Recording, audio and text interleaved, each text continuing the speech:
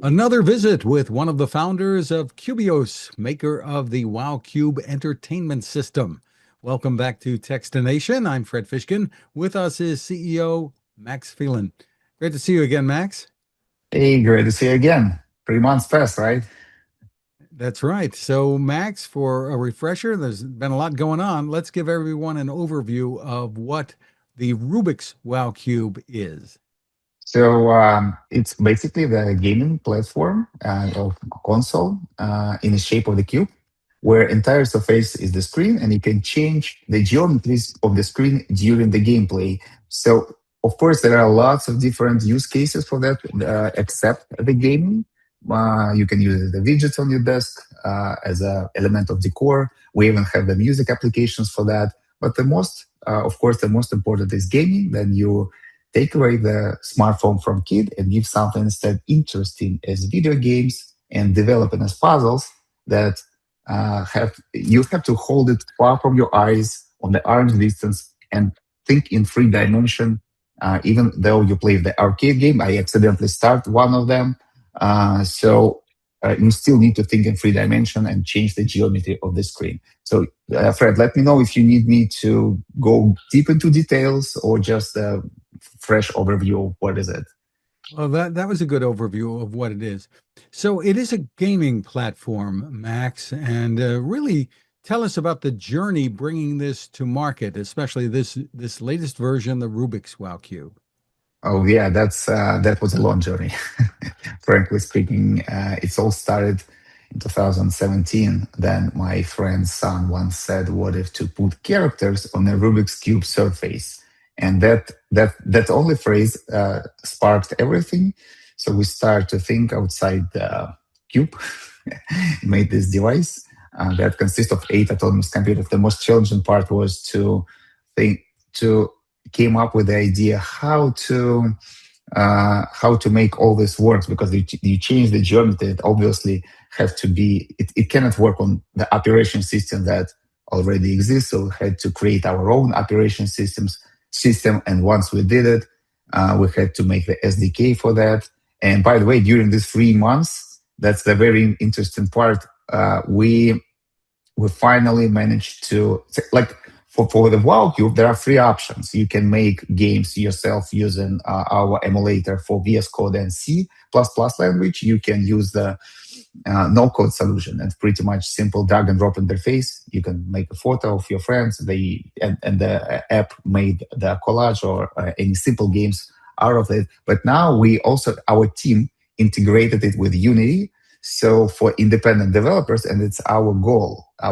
We provide the platform. So we need developers and studios make the content. So for us, it's very important to make the tools for them easy and well known. So now they can make simple games and apps using Unity, which is, in my opinion, I'm not a developer though, but in my opinion, it's way easier using the familiar tools. That's So really exciting. So you're working with a lot of developers, and you have quite a few titles out that, there that, that now. Tell us about them. Yes, so we signed a contract with the world's famous titles. Like we have Space Invaders by Taita. We have Cut the Rope. It's a very old and famous game by Septolab. And our main partnership with Speedmaster, the owner of the Rubik's Cube brand. So we basically that's how I call it, the Rubik's Cube 2.0. Making this strategic partnership with the Rubik's, it helps us to reach more audience. So during these 3 months, after the launch, we announced the grant program for developers, and this is our goal, to attract the developers. So we give a grants for developers to make the games and applications for the cube. It's everything's ready. The tools are ready. The store is ready. You can post it there.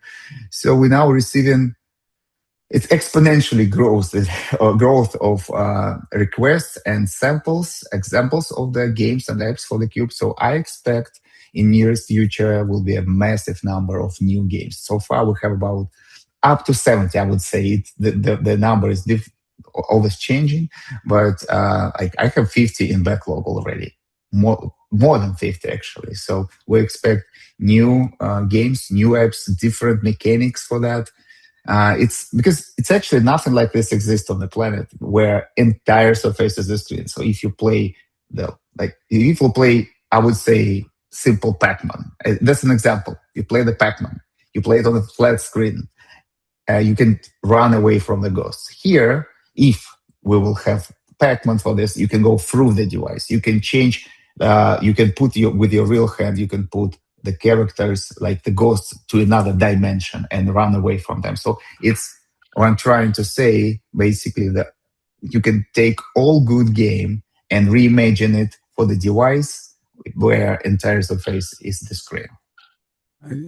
We don't have Pac-Man yet. We do have Space We Invaders. don't we have specimens. We don't have Pac-Man. I mean, I make an example of Pac-Man if we would have Pac-Man just because it's easy to explain, easy to understand. Like then you go through the Space Invaders have a different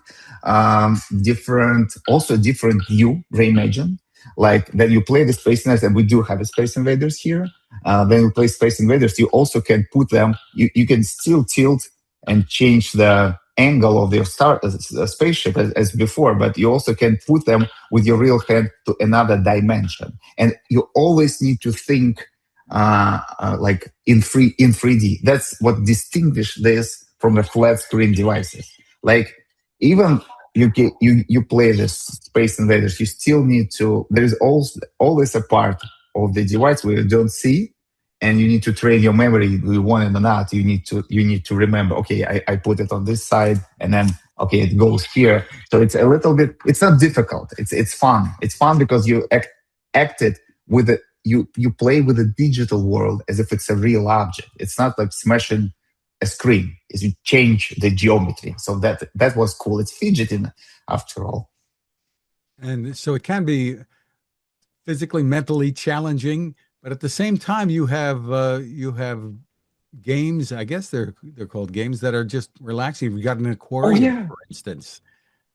absolutely. So for those who don't want to challenge, like we have we have different games in different genre. Aquarium, I would say, is not a game. It's more like the element of decor on your nightstand. So what also distinguish this from the gaming consoles is that you not play this, you not put it in the box to collect the dust. You put it on this charger dock station. By the way, on the Comic Con, we had an interview with you, and I wasn't able to show you this. That's the charging dock station for the Cube with ambient light and with microphones in it. So then you not play the Cube. It stands on this charging dock station, and it turns to a multi-purpose tool. Like you can, for example, aquarium, an event of decor standing on your nightstand. You see the fish there, but you also have those games like relaxing. Then you just, I don't know, assemble the colors. There is no rush, no speed, no need to change anything, but you still act physically. That's what it's always like this. You need to act physically, or you can roll a ball across the maze, or like that's a good one. Do you remember the Magic 8, the ball? Then you ask the question and it gives you an answer. We have the Magic Cube. Same here. You ask the question, you twist it. I accident, and it gives me the answer random, of course, but it's fun. I mean, it's not necessarily should be the Rubik's digital challenging mind challenging game. No, it's also fun. And in our Rubik's, speaking about Rubik's, we have mode for the Rubik's where you if you're stuck, it gives you an arrow. It gives you a hint, shows you how to assemble. So it helps you. So no stress here. We also have the comics mode. That's pretty simple. There is a comics. You start it. You assemble one side. Make one side. It's relatively easy for everyone. It's not like the whole Rubik's Cube. It's just one side, four pictures. You put four pictures on one side, and it became alive. It shows you bubbles like a comics. And then it faded to black and white, and you assemble the next one and the next one. So yes, answering your question, it's not necessarily challenging, time sensitive games. We have a lot of relaxing things there. This is a really sophisticated type of game platform, more than people might imagine a cube would be. Tell us what went into this. You've got how many screens, high-res screens? So it's okay. It consists of 8 autonomous modules. Each of this module is autonomous, and each has its own CPU, its own battery, own motherboard, own um, um, gyroscope and accelerometers. Total, and each has 3 screens. So total, it's 24 screens. If we have time, I don't know how much time we have, I can take a screwdriver and put it apart. You will see that they still will work. If I will pull it apart, they will still work. They are absolutely independent autonomous modules. And that was the most challenging part for us because to make this, we like for the end user, he's buying like the solid device. Okay. For us, we need to make 8 computers works simultaneously without any delays, charging, discharging, working, synchronizing, all of them simultaneously. And CPUs, 8 processors, it's microprocessors inside SoC actually. It's like money consuming, like you need to buy 8 of them, 8 accelerometers, 8 CPUs. So we were very limited with resources of space and the price. So to make it relatively affordable, we had to make our operation system. There is nothing like existing on the planet that it can support. So the CPUs there is very, I'd say it's not powerful. It's not Snapdragons, I would say like this. So tell us a bit about the pricing since you brought that up.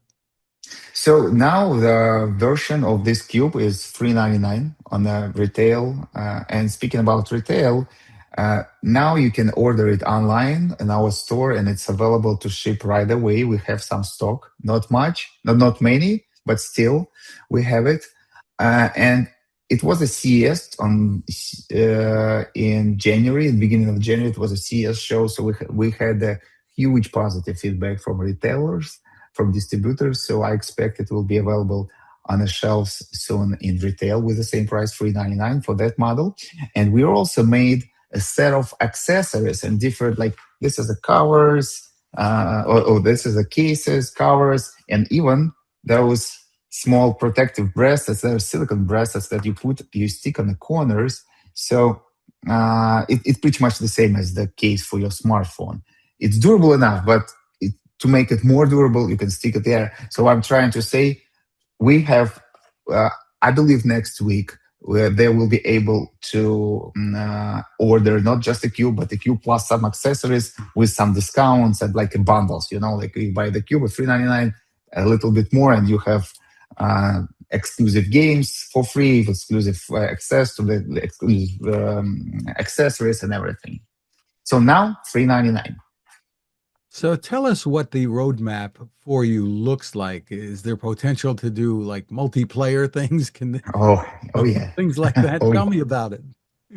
oh yeah. So hardware wise, this is our current version, which will be available for the long time. We will increase it. We will increase number of games, of course, and in different games. But what's more important, during all these years, we were working on collecting feedback from the users, from our customers, from our team, and everyone we show it to. So, especially after those thousands of cubes were shipped before Christmas. And we managed to ship it before Christmas. And, when we spoke last time in October, I told you that make the order now and you will have it by the Christmas. But that was challenging, like it was damn challenging. But what we did, we shipped thousands of cubes and we have this feedback. So in the March, I believe in the March, there will be a huge firmware update. We switching from one operation system, the old operation system that users have now, to the new one, which is like way faster in every aspect. Like I would say it's like switching from Windows 3.11 to Windows 95, if you would know what I mean. It's totally changing the every logic inside. So For this model, the Rubik's WOWCube, this model will exist. Uh, More and more updates, more and more games, different genre, multiplayer. Of course, we already started. I mean, we started it internally. We have a special portal. We're testing it right now. The special portal for the competitions, for what we call the WoW Speed Cube competitions. It doesn't mean that they are speed cubing actually, but you log in there, you start the game, and you play with others who has the cube. So now it's in a testing mode, in debugging mode. We will announce it a little bit later. That's related to this current version. We also started two new cubes, and it's a little bit about the long-term future. One is just WOWCube 2.0 with new processors, way faster, with video support, with touchscreen support.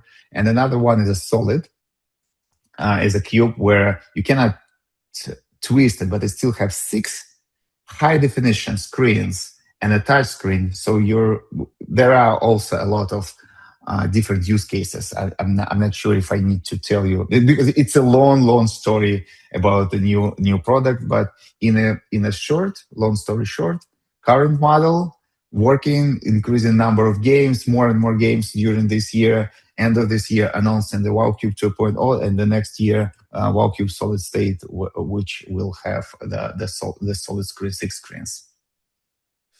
You're going to make it, it is an entertainment platform, but watching videos, things like that, is that what you're envisioning for it as well, or being able to? So in my, like, it's all started, yeah, we can call it entertainment platform, and that's how we call it. But my vision in the very beginning was to make a sort of a brain gym.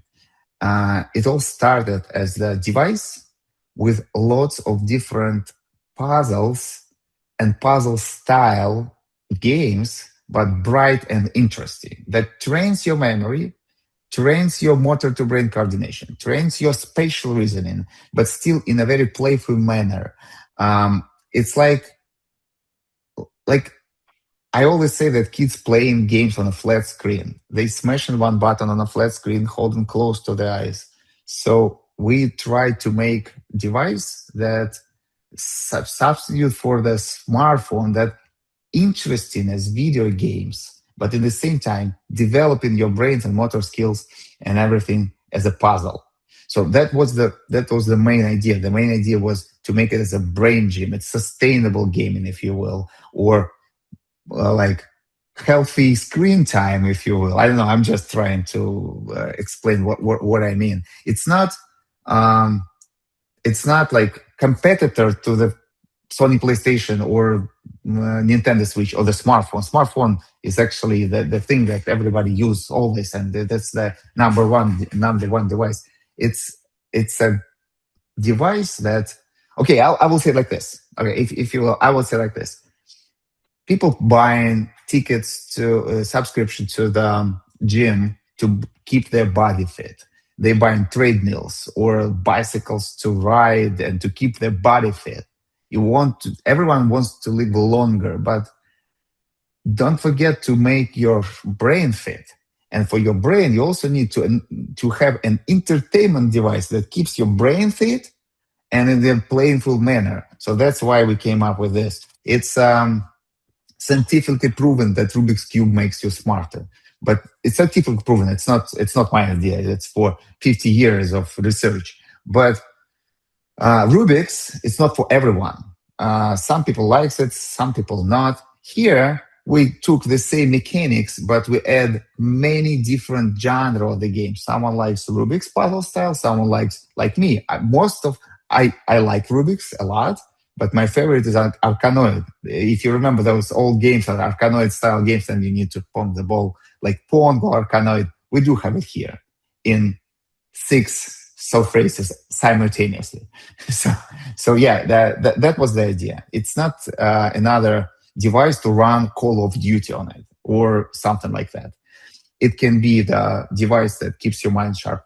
And in a parallel, because it have screens and it has tools to connect to your smartphone, to connect to your PC, to your laptop, it can also be the for designers, for creative people, something to express themselves. So you can basically put it and show that. I have a friend of mine who making a wedding photography.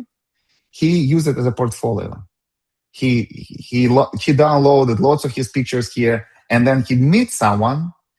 Yes, you can give the iPad and show pictures, or you can give this, and if people watch pictures like this, and it's like fun. I mean, something new. Wow. So that's why. Wow. Just really exciting what's to come for it. So for more information, again, the best place to go is where? www.wowcube.com is the one and only website we have official. You can find all the information here. Grant program for developers. You can buy it there. You can read about it, specifications, and everything. So pretty much everything. Very exciting. Max Filin, thank you so much for taking time with us. Thank you, Fred. Thank you. Have a good one.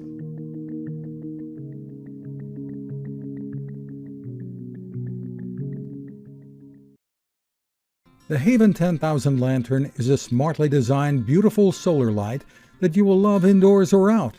It is waterproof with up to 1200 lumens of brightness, that's a lot of light, and the base becomes a flashlight at the push of a button. The power comes from a built-in lithium-ion battery recharged by the sun, the solar panel is built in, or USB-C. The battery can even recharge your phone. Did we mention how durable it is, how it folds down and can run for up to 120 hours on a charge? But the real power of the Haven Lantern comes from the people behind it and their mission to provide this quality lighting to those in the world who need it most, including in disaster emergencies. Your purchase helps to fund those efforts, and if you use the code Techstination20, you'll get it at a 20% discount. That's Techstination20 at havenlantern.com. Create your haven.